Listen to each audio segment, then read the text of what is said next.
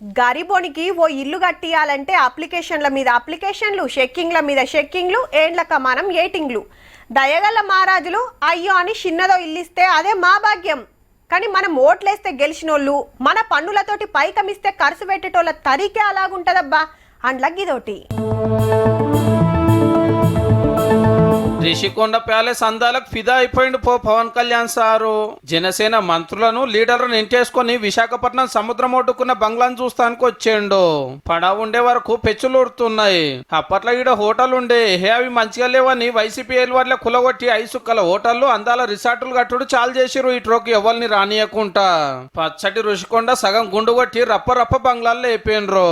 3 మేడలు, 12 బెడ్రూమ్లు, 500 మంది కూకునే పెద్ద హాలు, 100 సీట్లున్న ఇంకో 3 హాళ్ళు, చుట్టాలు దోస్తులు వస్తే మాట్లాడుకోను సపరేట్.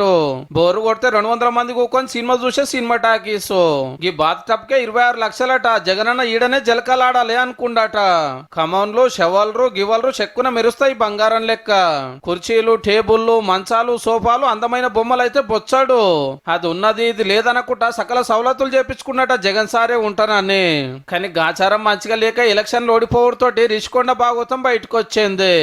దాదాపు వాళ్ళు ఒక 650-750 కోట్లు వాళ్ళ కూర్చోడానికి, లేదంటే వాళ్ళు ఇంకా అది ఒక డిఫరెంట్ ఒక పొలిటికల్ జర్నీ. నేను ఆ రట్లోకి ఆ మర్క్లోకి నేను దిగట్లేదు, ఆ చెత్తలో.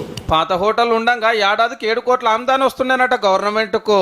ఇవి కట్టినాక పడా ఉండే వరకు మొత్తం ఖరాబ్ అవుతున్నాయి. ఏడాదికి 1 కోటి మీద కరెంటు బిల్లు వస్తుంది. ఓ పారి సీఎం సార్ తోటి మాట్లాడి మీటింగులు, పెద్ద ఫంక్షన్లు, ఎగ్జిబిషన్ల కిరాయికిచ్చే ఉపాయం చేస్తామన్నాడు చిన్న సీఎం పవన్ కళ్యాణ్ సారు. ఇప్పుడు జరిగిన డ్యామేజ్ జరిగిపోయింది. 7 కోట్ల ఆదాయం వచ్చేది పోయింది. పర్యావరణం దెబ్బతింది. ఇప్పుడు ఉన్నది ఎగ్జిస్టింగ్ 7 బ్లాకులు మిగిలిన లేలే అంతా రూల్స్ ప్రకారమే కట్టినాము. సర్కారు వాళ్ళే పడవ పెట్టి గిట్లా ఖరాబ్ చేసి మమ్మల్ని బంధనం చేస్తున్నారు అనేది వైసీపీ లీడర్ల మాట. మరి ఇలా ఎవరు చెప్పేది నిజమో గానీ రిషికొండ ప్యాలెస్ పంచాయతీ మళ్ళా సురువైనట్టే.